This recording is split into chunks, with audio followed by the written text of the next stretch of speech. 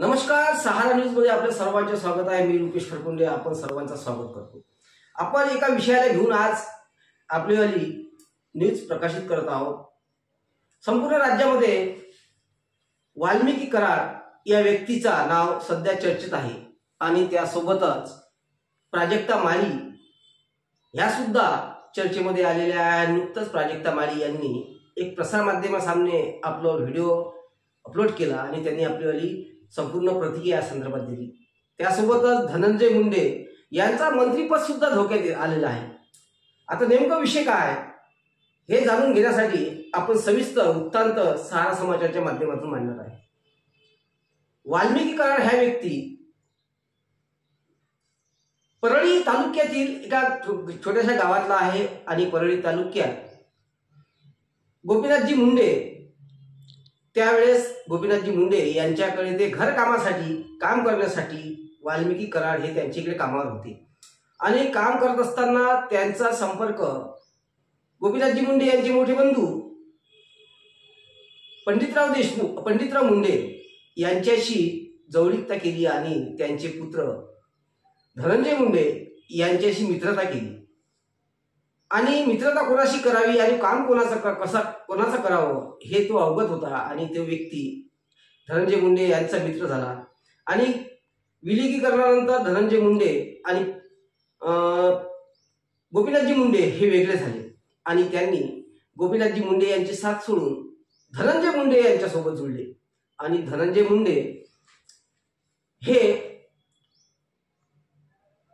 मंत्री असल्या कारणाने जे आपले वाल्मिकी यांनी बीड जिल्ह्यातला संपूर्ण कार्यकाळ त्यांच्यासोबत गतवला आणि त्यांनी नगरपंचायत असो नगरपालिका असो अनेक निवडणुकीमध्ये त्यांनी सक्रिय सहभाग घेतला आणि आर्थिक व्यवहार धनंजय मुंडे यांचे आर्थिक व्यवहार हे तेच सांभाळत होते आणि कुठलेही इव्हेंट असो परळी तालुक्यामध्ये इव्हेंट असो कुठलेही मोठे मोठे कार्यक्रम असो हे कार्यक्रमाचं नियोजन खूप सुस्त पद्धतीने आणि चांगल्या पद्धतीने ते करणारे व्यक्ती म्हणून वाल्मिकी कराड म्हणून ओळखले जात होते आणि अनेक नेत्यांनी राष्ट्रवादी अजित पवार गट असो शरद पवार गट असो या भारतीय जनता पार्टीचे असो हे सर्व त्यांचीवाली तारीफ करत होते आणि यामध्येच धनंजय मुंडे यांच्या इव्हेंटसाठी प्राजक्ता माळी हास्य जत्रा या कार्यक्रमाला तिला इन्व्हाइट केलं होतं आणि प्राजक्ता माळी त्या कार्यक्रमाला तिथे आल्या आणि प्राजक्ता माळीचा धनंजय मुंडे यांनी सत्कार केला। आता त्या सत्कारावर करुणा मुंडे त्यांची पत्नी त्यांनी एक ट्विट केलं आणि त्यांनी सांगितलं की धनंजय मुंडे यांना अभिनेत्रीला आणून कार्यक्रम करण्याचे जे हे आहे त्याच्या माध्यमातून त्यांनी अनेक अभिनेत्रीला पैसा दिला आणि आमदार सुरेश धस यांनी सुद्धा मोठा एक गंभीर विषय त्यांनी प्रसार माध्यमात सामने सांगितलं। त्यांनी सांगितलं की विभूती म्हणजे धनंजय मुंडे हे परळी तालुक्यात एक इव्हेंट करत राहतो आणि मोठमोठे इव्हेंट परळी तालुक्यातूनच होत राहतात। यामध्ये सपना चौधरी रुचिता मंदाना आणि प्राजक्ता माळी या नट्यांना इथं आणून कार्यक्रम घेतात आणि त्यामुळे ते सध्या विभूती म्हणून ओळखले जातात। आता धनंजय मुंडे आणि त्यांचे जवळीक असलेले आपले वाल्मिकी कराड हे इतके इव्हेंट करता मोठे झाले की त्यांना प्रेसवाले पत्रकार सुद्धा त्यांना जवळीक झाले आणि पत्रकारांचा मॅनेजमेंट सर्व त्यांच्याकडे होता आणि त्यामुळे त्यांना वाल्मिकी अण्णा म्हणून त्यांना ओळखू लागले। आता त्यामध्ये संतोष देशमुख यांची हत्या झाली, अपहरण झाला आणि त्याची हत्या झाली। त्या हत्येनंतर वाल्मिकी कराड हा वादाच्या भोवऱ्यात सापडला आणि अनेक पुरावे त्यांच्या याच्यात सापडले। त्यामुळे वाल्मिकी कराड हे तिथून फरार झाले आणि वाल्मिकी कराडच्या विषयी संपूर्ण महाराष्ट्र गाजला आणि संतोष देशमुख हत्याकांड प्रकरणात आरोपीचा शोध घेत चालू आहे। अजून आरोपी सापडलेले नाही आहेत, आरोपी फरार आहेत।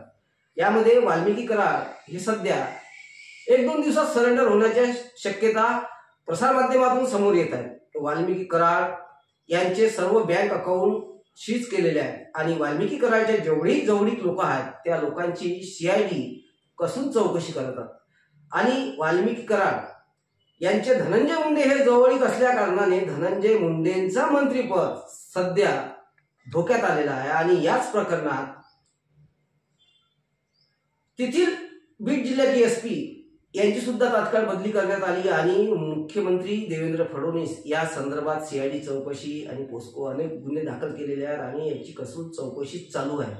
आता नेमकं वाल्मिकी करार हा जर अरेस्ट झाला, या सरेंडर झाला, तर यामागे संतोष देशमुख हत्याकांडामागे कोणकोणते लोक त्यांच्या सोबत होते आणि काय काय त्यामध्ये विषय निघणार आहे, या संपूर्ण उत्तर सारा समाजाच्या माध्यमातून आपण दाखवणार आहे.